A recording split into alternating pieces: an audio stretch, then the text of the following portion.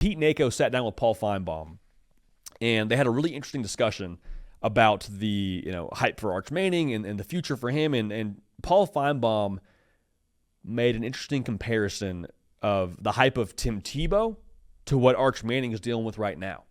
And one of you hit me with a take in your take of your college football take that is the hill you're dying on, rather, is that you think that Arch Manning is going to be as good as advertised. Spoiler, if Arch Manning is as good as advertised, he is Tim Tebow. Like, the comparisons, too, are pretty obvious. Both number one player in their class, both short yardage packages early in their career, both ridiculous hype before even getting the job. The thing with Tebow mania is, even when he was getting reps at Florida and he had the goal line package and stuff like that, he did that while Florida won a national title. Like, the expectation for Arch Manning, and why I think the Arch Manning hype actually will be even greater than Tim Tebow's hype in his era that was what it was in college football, is because Texas is at this point where right on the doorstep, man. Hey, for those of y'all on podcast, they're knocking on the door. They're right there. Made the semis the last 2 years. And the question and the thought for Texas fans is, okay, if Arch Manning is who we think he is, with this roster, with Steve Sarkisian, we should win a national championship. And I'd love to sit here and tell you I think you're crazy and that shouldn't be an expectation. We don't know what Arch is going to be. But as we sit here right now, as we just kind of mentioned with that logic, like, that checks out to me. Now, I'm not saying that I would predict that. I wouldn't say that I would co-sign that. But I don't think that you're on this lunatic fringe if that's how you're viewing Arch Manning's, career at Texas. Now, I would also say that we need to be careful of wandering too far down the hype train tracks. Because I promise you, if Arch Manning goes out and they beat Ohio State early in the season, the first take segment that you're going to see, this is no disrespect to the first take, good stuff over there. But the first take segment you'll see on ESPN is Arch Manning the greatest Manning of all time? Like, the bar has been set for him since he probably could hold a football at Peyton Manning level, at Eli Manning level, having won two super. Like, you see what I'm saying here? Like, the hype for him has been there his entire life. And so the thing that I appreciate about Arch Manning, and this is not saying anything less of Tim Tebow, but like, Arch Manning has known what he's signed up for by playing quarterback. Like, he always understood. You don't think he's ever shown up to a social gathering, a high school dance, a basketball practice, a rec league football game, and there's not been someone whispering and pointing and saying, hey, that's Peyton Manning's nephew. Like, look at the back of his jersey, Manning. Does it sound familiar? Like, he's used to this. He's used to this. So while the hype is enormous, and I don't think the hype is altogether that misplaced, I think the guy's built for it. So that's what I appreciate. I also think we need to be pretty careful on how this narrative is remixed around him. Like, I mean, I appreciate the way that Lil Wayne jumps on it. Feels like every single remix. There will be Lil Wayne level of remixes around Arch Manning throughout the course of this season.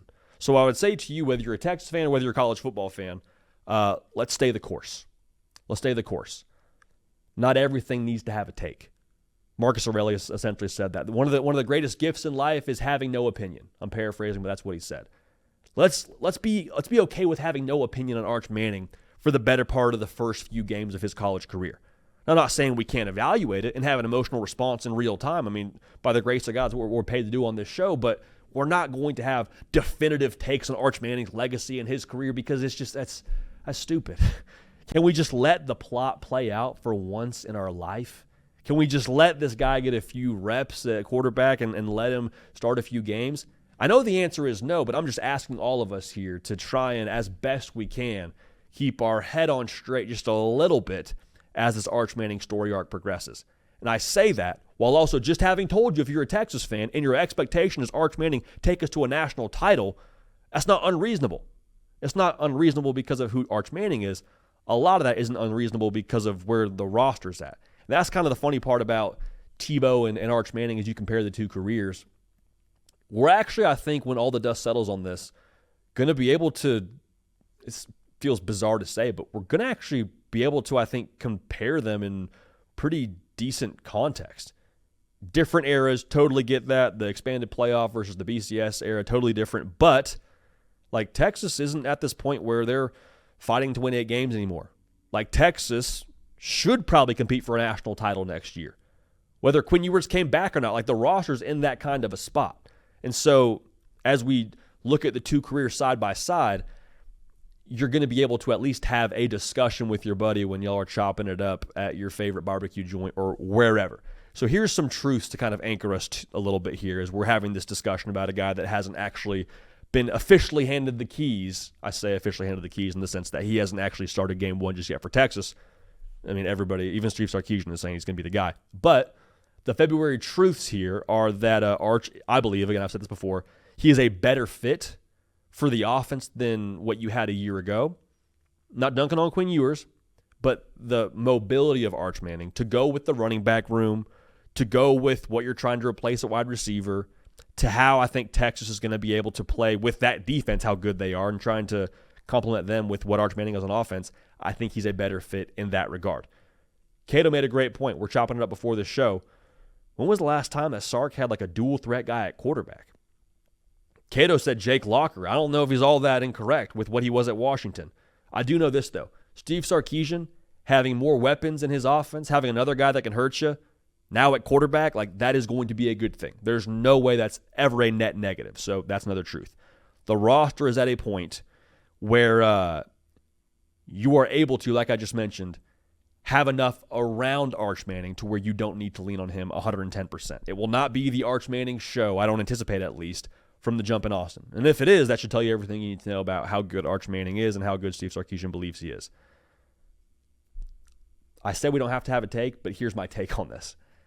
Without seeing the guy take a snap in 2025, I think he'll be, from a career perspective, when it's all said and done, closer to Tim Tebow than what Case McCoy was. Not knocking Case McCoy, but I would be wildly surprised if we sat here in a few months, in a few years, and said, man, I guess Arch Manning just wasn't all that. I don't think that's the case. I think he's really good. I think Texas will have a ton of success with him, and I think that his career will be unlike anything we've seen in college football, including Tim Tebow's, when it comes to the hype. So, buckle up, baby. I mean, I was thinking about this too, because SEC Media Days this year is in Atlanta. No shot Texas doesn't send Arch, right? Like there's no way, dude. There's no way. And I've seen the documentaries of like Johnny Manziel showing up for Media Days. You see old YouTube clips of Tebow showing up for Media Days. I'm like, bro, that was in the era where Twitter was like just kind of getting off the ground. Like having a podcast wasn't even a thing. We're gonna be sitting here trying to talk to Arch Manning, and we're gonna be like at like a Atlanta airport Chick-fil-A line. Like it's gonna be deep, dude. So I'm excited for that. But that's all that's to say is if we can get an Arch Manning interview for you at Media Days, we will do our very best. But it's gonna be wild. It's gonna be very, very wild.